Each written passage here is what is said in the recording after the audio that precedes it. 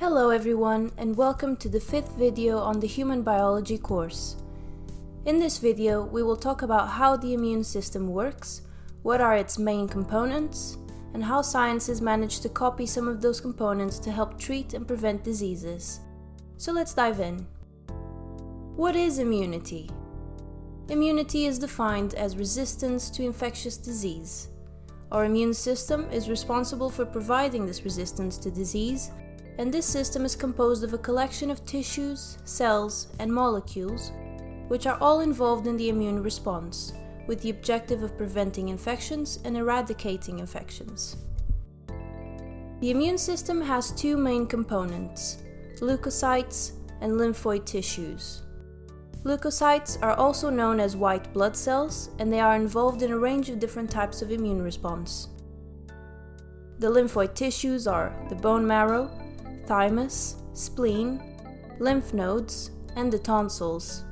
It is in the lymphoid tissues that the leukocytes are produced. Leukocytes are divided into 5 different types of cells: neutrophils, eosinophils, basophils, monocytes, and lymphocytes. Most of these cells get rid of pathogens by phagocytosis. This means that they engulf the pathogens, which become a part of the white blood cell. So basically, they swallow the pathogens, believe it or not.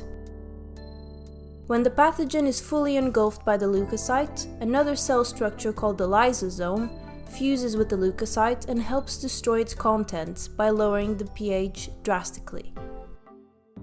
Lymphocytes can be divided into 3 types: B cells, T cells, and null cells.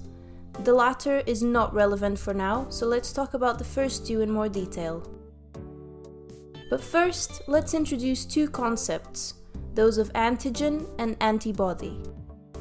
An antigen is any substance which enters your body and initiates an immune response.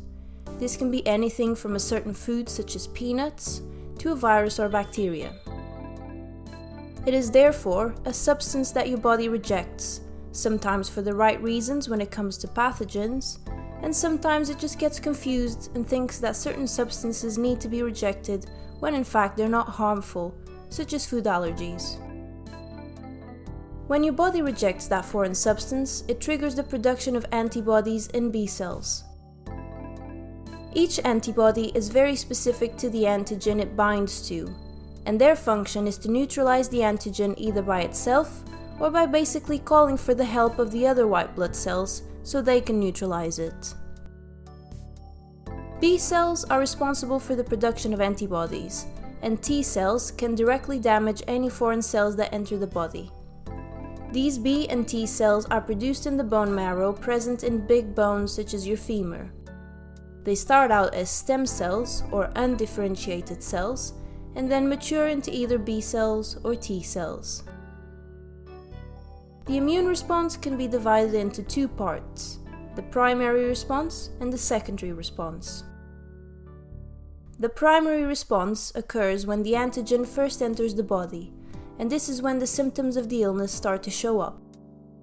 In this stage, antigen-specific B and T cells start to proliferate and differentiate into plasma cells, which then neutralize the pathogens and fight off the infection. At the same time, B and T cells also differentiate into memory cells, which then remember that pathogen in case it enters the body again, so the immune system can fight it off faster and more efficiently. If the same antigen enters the body again, the secondary response occurs instead. This is because of those memory cells which were produced in the first infection. The immune response is more aggressive and it kicks in a lot faster. So how do you start producing antibodies? Is it when you're still a fetus? Is it as you start to grow up? Actually, your first antibodies came from your mum. During pregnancy, antibodies are passed on from the mum to the child through the placenta, and then through breast milk when the baby is born. This is called passive immunity, as it is given by someone else. However, this type of immunity works in the short term, as it quickly wears out. When you start producing antibodies yourself by being exposed to antigens, that is called active immunity. This type of immunity works in the long term, and this is the type of immunity that you get from vaccines. Vaccines are the reason why we don't have to deal with diseases such as polio, hepatitis A and B, rubella, measles, and the mumps. Vaccines are made by using the actual pathogen that we're trying to protect ourselves from. So for example, to make the measles vaccine, scientists use the measles virus and they either kill it or they weaken it so much that it does not make you sick when you take the vaccine.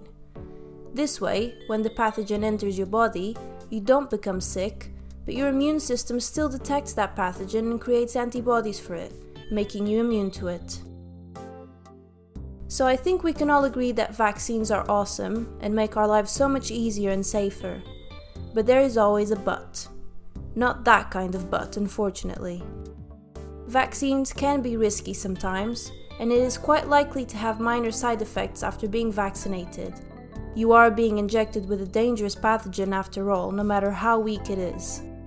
And in some cases, some serious side effects and allergic reactions can occur. There is a lot of controversy regarding vaccines and autism in children, but numerous studies have looked at this and found no link between the two. In the end, the advantages of vaccines far outweigh the disadvantages. There is another type of antibodies called monoclonal antibodies. These are lab-made and they have the same function as normal antibodies, except they are not produced in the body. This type of antibody is often used to treat certain diseases, such as cancers.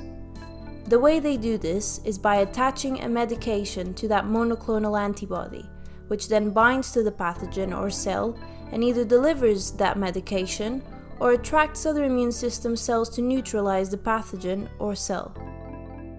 This mechanism has been very important as it can be used for so many purposes. This is the mechanism used by pregnancy tests.